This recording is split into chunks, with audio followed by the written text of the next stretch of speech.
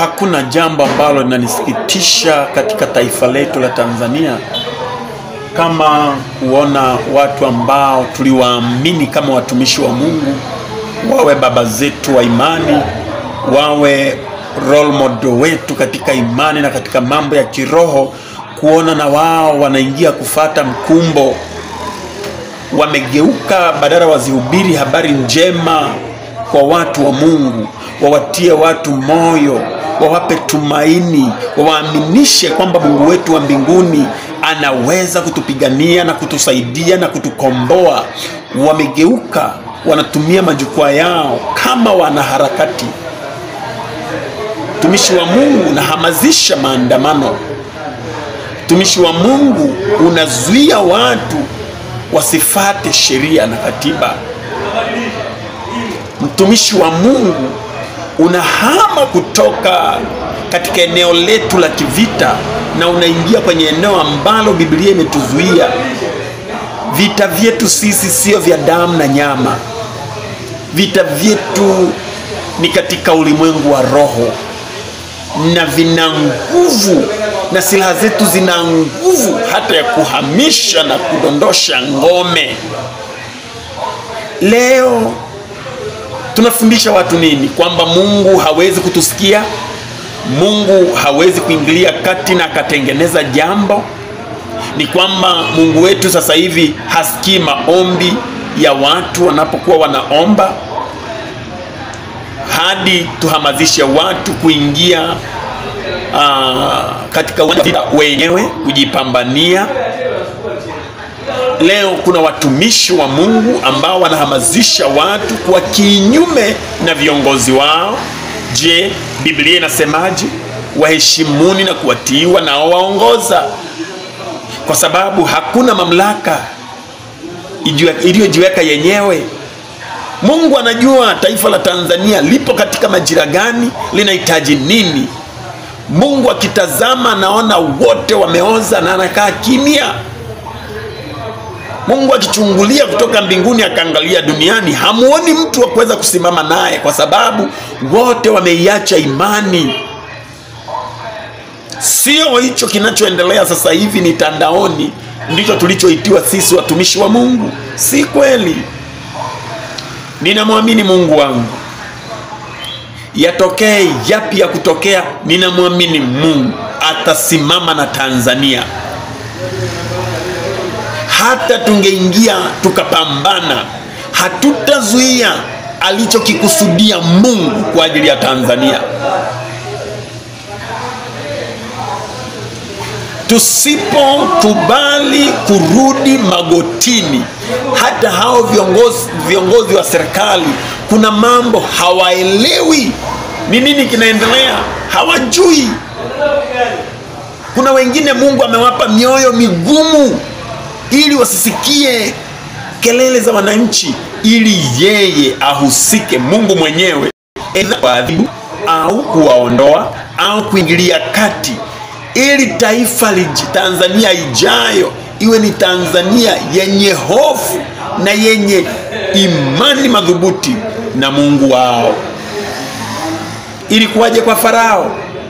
Watu walikuwa wanalalamika, lakini kumbe Mungu alimpa Farao moyo mgumu. Wana wa Israeli walilalamika, walinungunika, walilia usiku na mchana. Mungu hakuangalia mipango na mikakati yao ya kutoroka katika nchi ya Misri, bali Mungu alitazama mateso yao na akasikia kilio chao. Sasa hivi tuliokuwa tunapaswa kurudi magotini, tulie na tuombe kwa ajili ya taifa, tumegeuka, tunaanza kuwa wanaharakati. Tumeingia kwenye mtego wa adui, tumeingia kwenye mtego ambao hatukupaswa kuingia kabisa. Nikijaribu kutafakari, kuna watumishi wa Mungu ambao huwa ninawatazama nasikitika, lakini ashukuriwe Mungu, kuna watumishi wa Mungu ambao amejisazia katika taifa la Tanzania, ambao wakiingia katika mahali pasiri wakafunga milango yao, wanapoanza kuitaja Tanzania mbele zake, Mungu anatikisa kichwa na anasema hakika nitashuka nifanye. Mimi ninaamini Tanzania mpya inakuja. Itakuja kwa njia gani? Lakini naamini Mungu yupo kazini kwa ajili ya Watanzania. Naomba niwarejeshe nyuma, ndugu zangu wa Tanzania. Tulipokuwa na John Pombe Magufuli, alikuwa anatuhamasisha sana sana kuomba, kumrudia Mungu, kumlilia Mungu ashuke na afanye. Mungu alifanya, alituvusha katika kipindi cha corona. Kipindi cha uchaguzi ni chepesi mno kuliko hata corona ilivyokuwa. Tusiingie, watumishi wa Mungu. Ni wito wangu, ni wito wangu, ni shauku yangu kuona kama taifa tungelirudisha miguuni pa Bwana. Vita si yetu, bali vita ni ya Bwana. Hatupaswi kupigana na kupambana na kurushiana maneno kimwili. Tuyaonapo hayo yakitokea, mwenye akili na asomaye aelewe.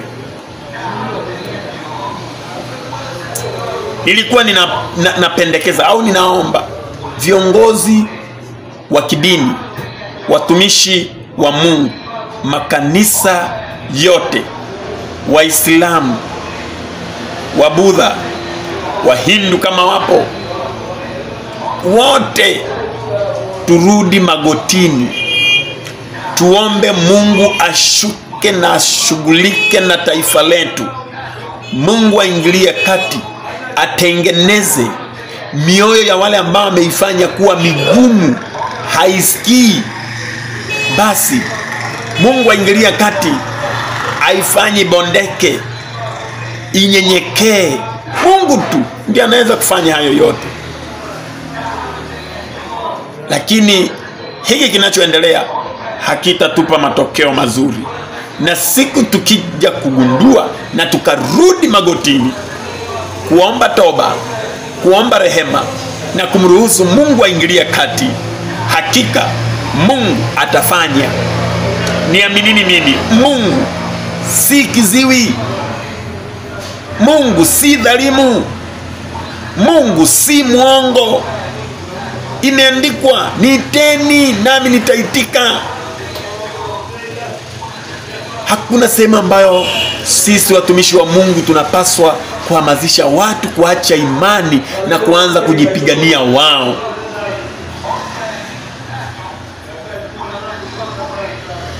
Haya, Mungu wa mbinguni awabariki.